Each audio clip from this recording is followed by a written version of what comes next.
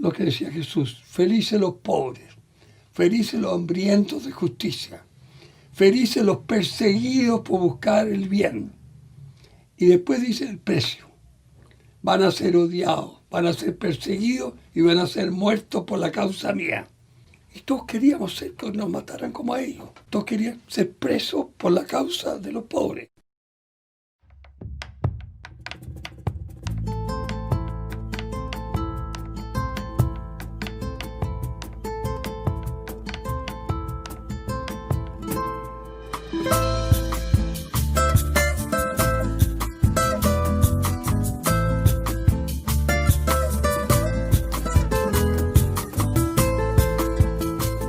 Mariano Puga quedó como representante de esa iglesia que buscó Mariano Puga, Bolton, Pepe Aldunate. Son los curas que quedan como representando a esa iglesia que había optado por los pobres, la iglesia de los curas obreros.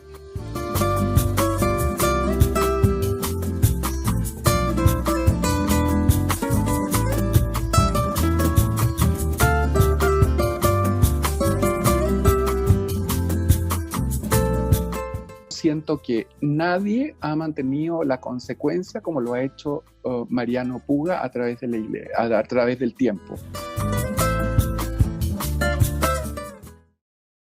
Nací en la alta aristocracia chilena, católica, conservadora.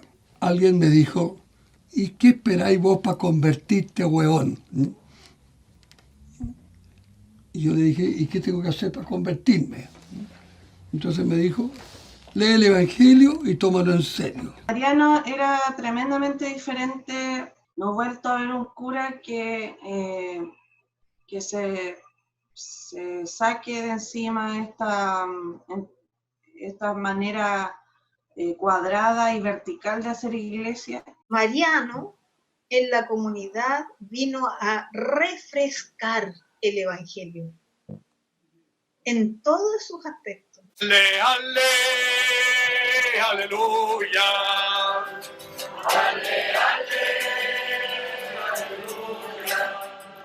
Se manifestó en el tema de caridad con la gente de menos recursos, y que se haya ido a vivir a una población está dentro de su coherencia. Él fue una vez de arquitecto, estudiando arquitectura, fue a una población y encontró 6 niños abandonados o muy mal en una época de lluvia, y llegó con los 6 niños a la casa. Mariano quiere vivir la vida de Cristo, del Cristo vivo, del Cristo pobre, y eso implica directamente la segunda consecuencia, que es estar al lado del pueblo. Mariano recibió una herencia de 200 millones de pesos. Y lo que él hizo fue destinarlas para becas para estudiantes pobres. Permiso. Y cuando estaba sentadita, y cuando estaba sentadita, Rosa María, bailan la cumbia. Esa papa, Mariano. Vivía la iglesia como él la predicaba.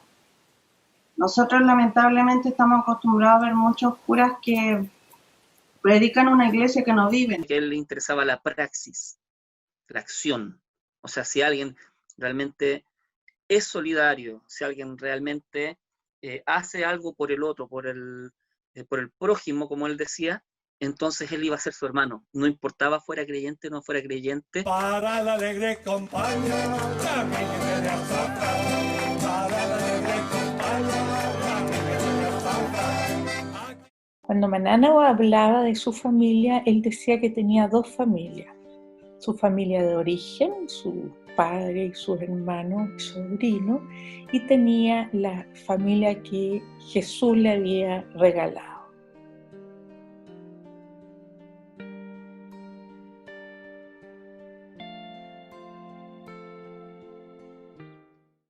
Llamo a Mariano Puga con un gran aplauso entre todos.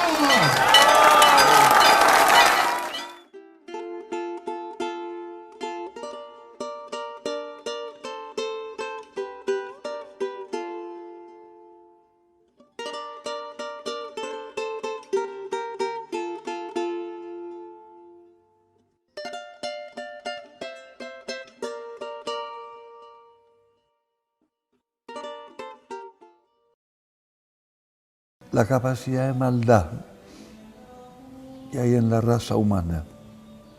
En la raza humana. La capacidad de ser inhumano que hay en la raza humana. En una iglesia verticalista, donde tú te sometes al superior y tú te sientes superior al laico, a los curas que nos tienen que decir padre, y que vamos usando cuello, y vamos, entonces al final tú manejas la vida de los demás. Empieza otra cuestión que hay que confesarse todas las semanas, y empecé con... Entonces, de ahí al abuso de poder, al abuso sexual, hay un paso. El Papa Francisco comienza una jornada histórica, una que se extenderá hasta el lunes y que tiene a estos 3 hombres de protagonistas. Cuando hicimos la denuncia de Caradima y del abuso, yo creo que siempre hubo una relación como que nosotros sentíamos que Mariano Puga nos creía. Yo había perdido toda esperanza de que cualquier cura nos apoyara, y ver a un hombre como Mariano Puga, una persona completamente consecuente con lo que hablaba, lo veía como mucha gente en Chile, o sea, como este héroe nacional, ¿no? Mariano era el curita bueno, el curita de los ricos que ahora vive entre los pobres. Pero cuando Mariano habló de qué Cristo quería servir, ahí empezó a ser otro Mariano. Mariano sufría y sufrió hasta el último momento en cómo la iglesia ha hecho alejarse a sus fieles. Mariano trataba de defender, pero nunca quiso defender lo indefendible. Siempre en sus misas llegó y dijo la corrupción, lo que le generaba dolor, la pedofilia, la mencionó en plena misa sin ningún problema. Cuando fue el Papa a Chile, él se juntó con todos los curas en la catedral, y a la salida nosotros estábamos por ahí con Jimmy, y él se acercó a nosotros, nos puso la mano así en la cabeza y nos dijo: chiquillos, no saben lo que han hecho a la iglesia de bien.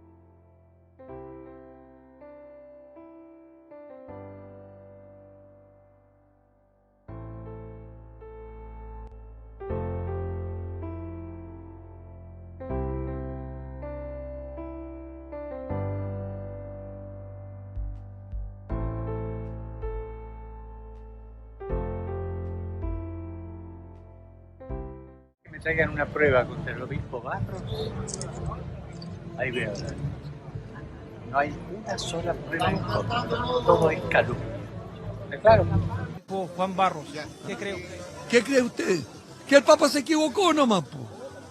Se equivocó. ¿Se puede equivocar el Papa o no? Él dijo, claro, que el Papa se equivocó, pero el Papa estaba tremendamente engañado por estos matones de Sati, el matón Errázuri. Entonces, que Mariano Puga se la haya jugado y haya dicho, esto no es mentira, esto no está bien, esto yo les creo, para mí yo le estoy tremendamente agradecido. Los curas como Mariano Puga, que fueron capaces de decirnos el Papa se equivocó, o no debiera haber hecho esto, que ayudó a que el Papa pues se diera cuenta que la habían barrado. Una vez me dijo que él pensaba que la iglesia estaba atrasada, la iglesia en Chile estaba atrasada 40 años. La iglesia, esta de la crisis, esta de los escándalos, esta que hace sufrir a tanta gente. Esta iglesia clerical es la que tiene que caer, y está cayendo, y hay que empujarla para que caiga más luego. Lejos de desaparecer las torturas, durante la dictadura nos dimos cuenta sobre todo en las torturas que tenían que ver con los derechos humanos fundamentales. Ahora, en esa sociedad hipócrita en que vivimos, las torturas están mucho más disimuladas. Pedí que gritemos lo que gritábamos aquí y en la quebrada aquí durante la dictadura. Para nosotros no hay muertos. Los que dan la vida por el pueblo están más vivos que nosotros.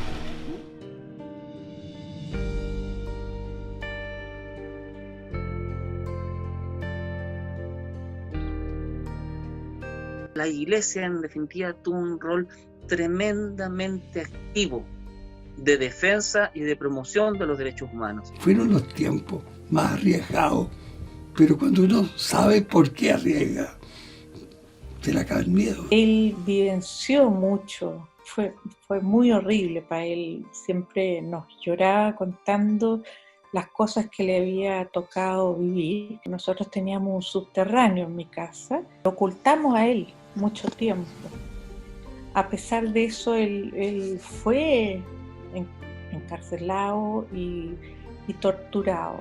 Nunca habló de sus torturas. Yo tengo 6 ejecutados políticos. Hay 3 de ellos que son asesinados en Villa Grimaldi. Ya desde ahí, que el Mariano haya compartido el lugar de detención clandestino es un tremendo tema. Él defendía como Cristo lo hubiera hecho. Él siempre estuvo de la mano de quien lo necesitara. Vieran las cartitas que cuando fui a la cárcel de Punta Peuco, vieran las cartitas que me mandaron mis mejores amigos, con los que he acompañado por tener compasión también de asesinos. Fernando Montes invita y convence para que Mariano Puga vaya a esta misa del perdón. Y en ese contexto es donde, no solamente yo, sino que mucha otra gente le dijo que no fuera. Cuando a Mariano se le ocurrió ir a Punta Peuco, nosotros casi nos morimos. No lo podíamos entender. Le rogamos, lloramos, nos peleamos con él, nos enojamos, pero él dijo no. Esos torturadores, esas personas que han cometido ese nivel de crimen, son mis hermanos. Todo ciudadano tiene derecho en cualquier parte del mundo a un juicio justo, a una defensa y a condiciones, después de la sentencia, humanas que le permitan rehabilitarse, reintegrarse en la sociedad. Fui a tener una reunión exclusivamente con él para decirle: Mariano, no vayas, te van a utilizar. Y luego él me pidió que esa reflexión que yo había hecho con él la hiciera pública en una misa de su comunidad allá en la Villa Francia. Hay gente que se enojó porque pensaban que yo lo estaba atacando. No fue esa jamás ni la intención ni el tono, pero finalmente él zanja esta discusión que se forma diciendo que lo que ellos deben hacer como cristianos es ponerse en el lugar de nosotros, los familiares de las víctimas del terrorismo de Estado. Y él pide perdón porque realmente la embarró.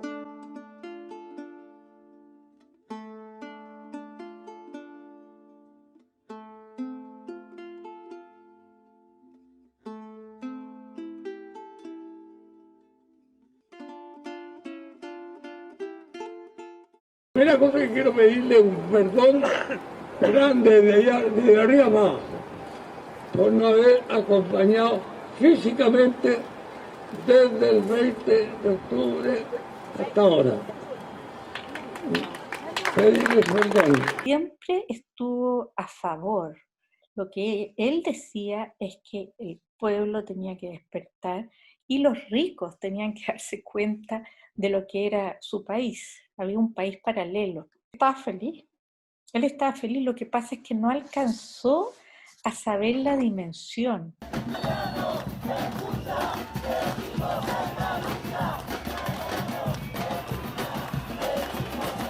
Una vez él fue a la Plaza Italia con un meganófono hablando de la libertad y era muy divertido porque fue una vez que lo sacamos del hospital a su casa que se llama La Penélope y él con un meganófono hablaba, incluso aprobando la libertad. Y yo creo que si él hubiera estado vivo, sería el primero. Tú me dices lo estallido social, yo te digo, la jerarquía no estuvo presente, porque no tenía nada que decir.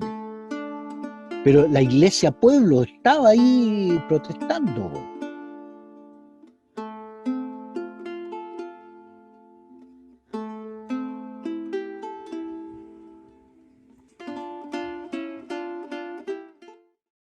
Pepe Aldunate o Mariano Puga. De ahí sale el próximo santo de Chile. No veo de otra manera.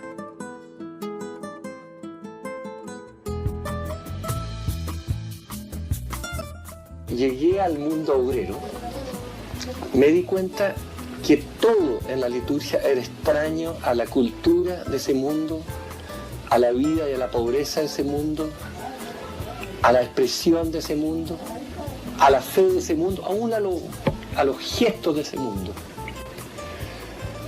Y mi preocupación era cómo abrir la puerta del Dios vivo y presente en ese pueblo de pobres y de pobres creyentes. ¿Cómo abrir esta puerta que la liturgia les cerraba?